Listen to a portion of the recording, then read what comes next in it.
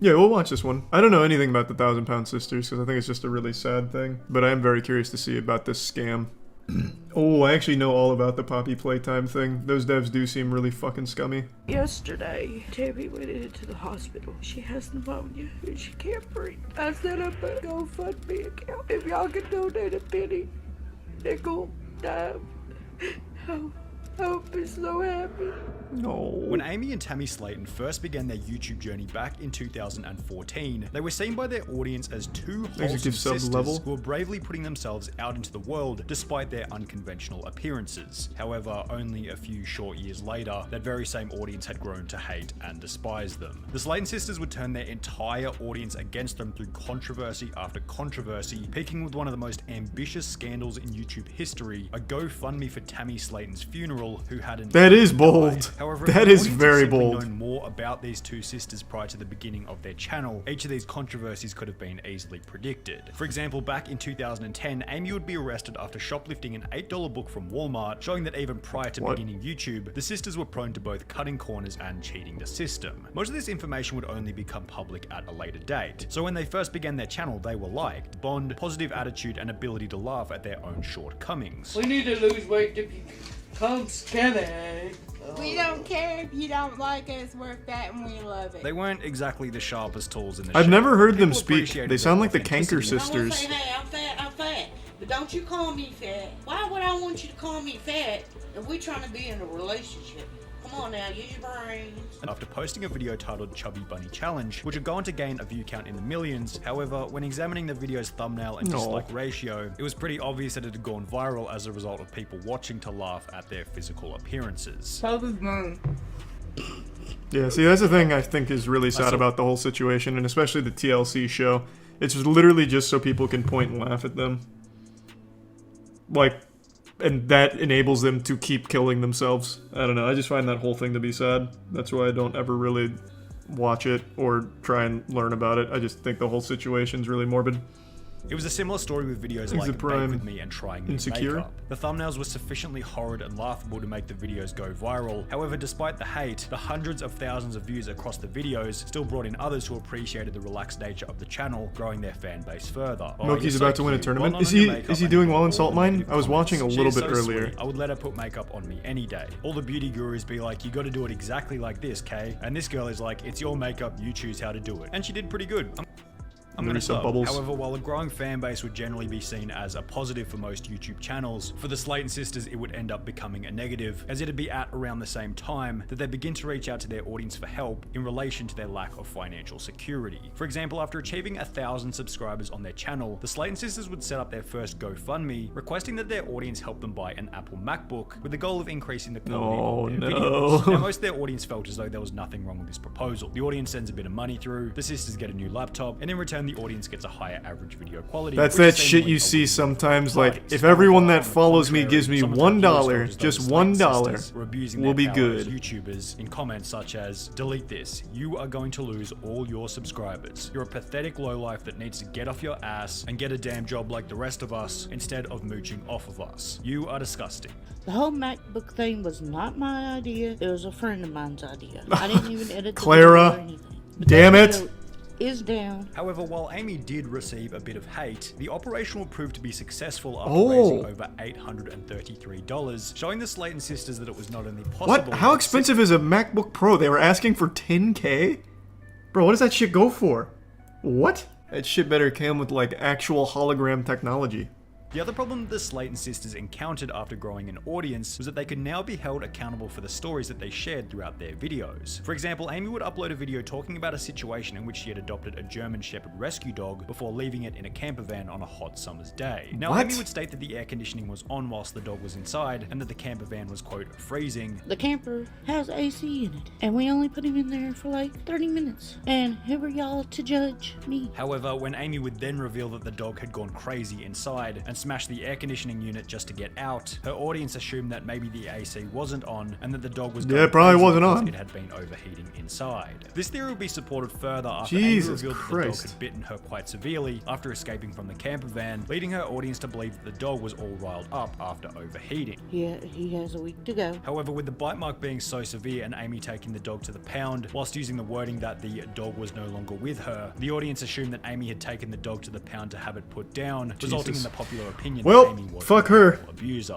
I can't Jesus imagine this Christ. woman owning a German Shepherd. Shepherds need tons of activity both physically and mentally. She couldn't even take care of herself, let alone I such see why a lot of strong people and do not like intelligent them. breed. I'm sorry, but I highly doubt she ran after the German Shepherd. You need to be relatively active to own a dog like Well, a German Shepherd. as And we you need said, to be Lucid trained to be able to Productions. take care of an abused large dog. This sentiment will become even worse when, at a later date, Well, Tammy now would I feel upload a video absolutely no talking sympathy about the for her. celebration of her birthday at a gaming arcade, mentioning in passing that she felt sorry for their other dog, Little Bit, who had been left in the hot car whilst they were inside playing games. Oh my I feel god. bad for a little bit because she sat outside in the hot car while we were having fun. But I did, while we were at getting something to eat, I did get a little bit some ice water. So I thought about her, at least. Amy said I was going to get her some water. Wow. What a selfish, disgusting bunch of people these three are. Poor What an little dog. absolute I'm piece of surprised shit. Little Bit is still alive. These events did a pretty good job of destroying the Slayton sisters' reputation. However, as you might assume, it was only going to get worse from there on out, as Amy would find herself in yet another controversy after going on a date with a 19-year-old autistic kid at a local McDonald's. Y'all know that I had the worst night ever Friday,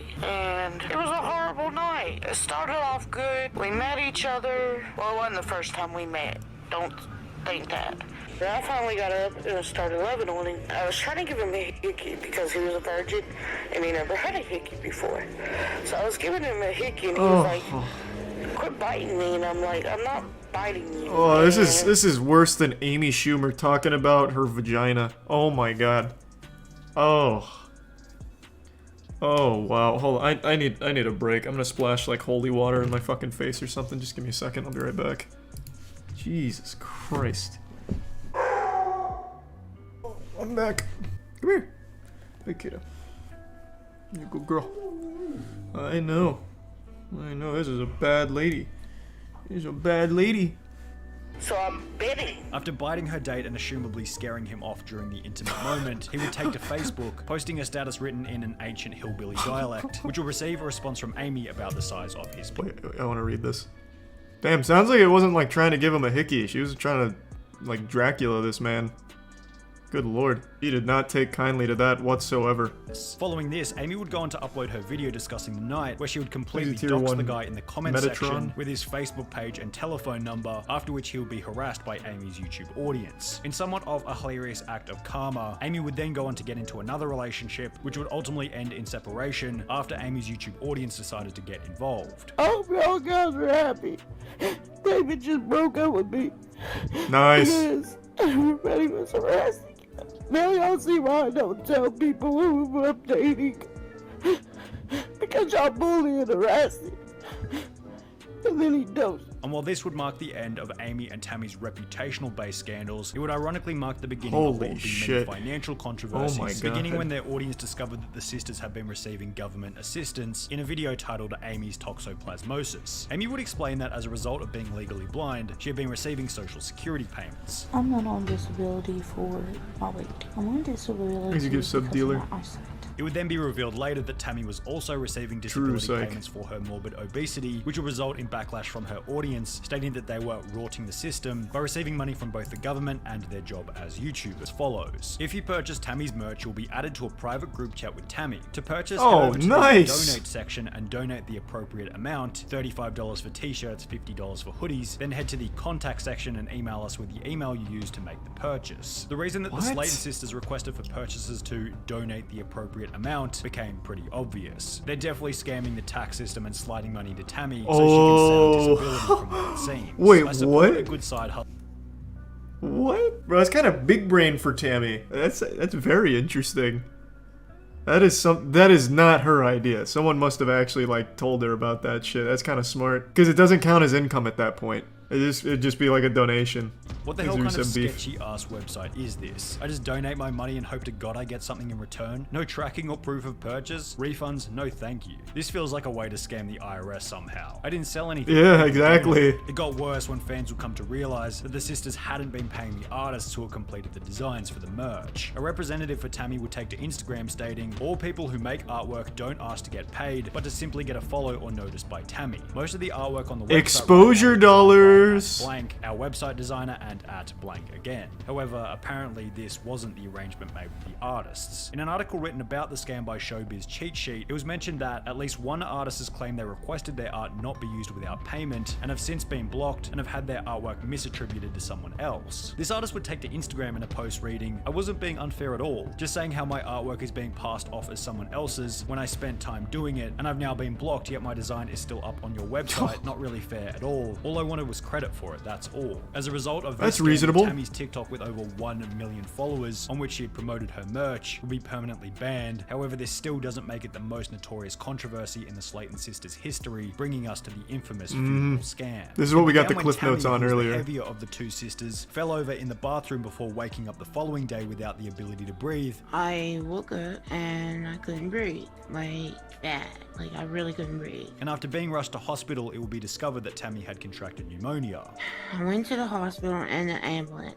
Took x-rays and a couple hours went by and they told me I had pneumonia and I was gonna have to stay in the hospital. Whilst in the hospital, Tammy's condition would worsen, leading her to pass out for 3.5 weeks whilst on life support, during which Amy would begin the GoFundMe. And this was all to fake? Amy's credit, it probably was pretty scary having your overweight, unhealthy sister oh, on life support so all of that happened, she just didn't die. However, to begin planning for the funeral before she had even died was almost Tier 1 comically legend. pessimistic, which would become even funny when Amy stated that the money was to fund Tammy's triple-size extra-large coffin. With Tammy being so big, if something does happen, her coffin is gonna cost them more because they have to triple the size of the coffin. Whilst mentioning that Tammy was on a medical card, however, the amount of money it provided would not be enough. Is that a real thing? I mean, I guess it has to be, right? I'm guessing they would have to, like, supersize that. It'd have to be, like, a custom order thing. Alright, hold on. So this GoFundMe account will be for Tammy's funeral. There's your senpai. She dies.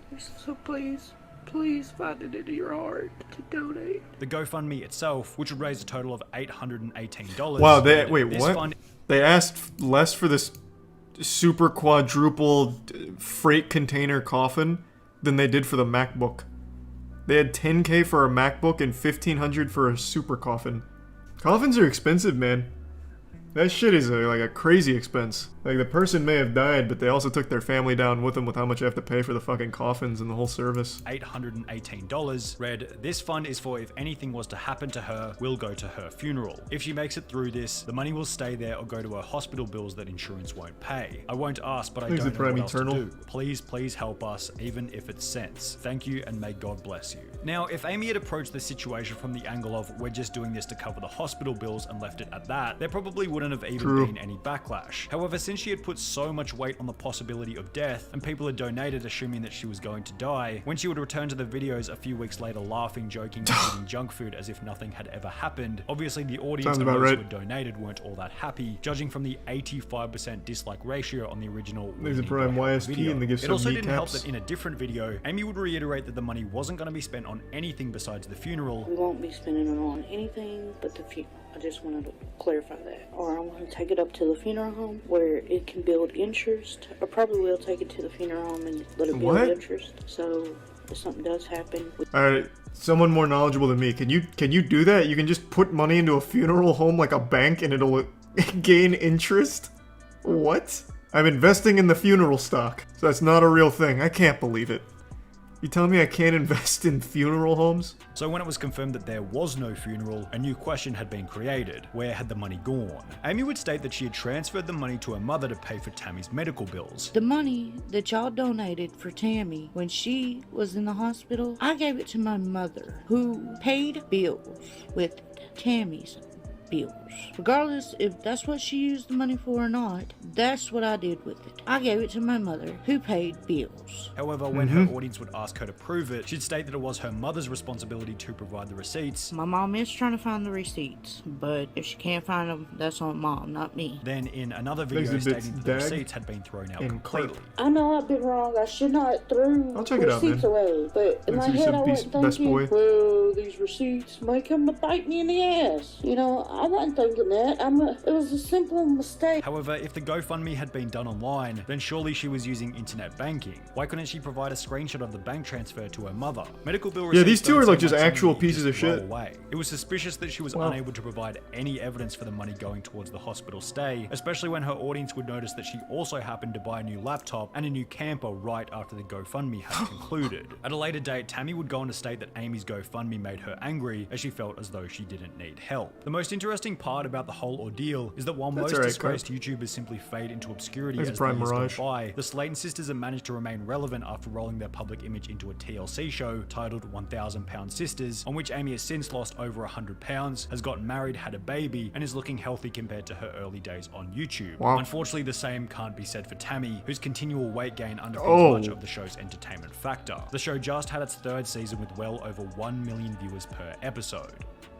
Wow. Whoa. I didn't expect that ending. That kind of caught me off guard. Jesus Christ. Well, yeah, I don't feel as bad for them now after learning about them, like, killing dogs, basically. Neglecting them, putting them in hot cars. So it's hard to find sympathy for where they're at right now. And the scamming, of course. But the dog thing in particular made me very sad. Elden Ring character. Yeah, she busted out that door like Godfrey the Grafted. That came out of nowhere.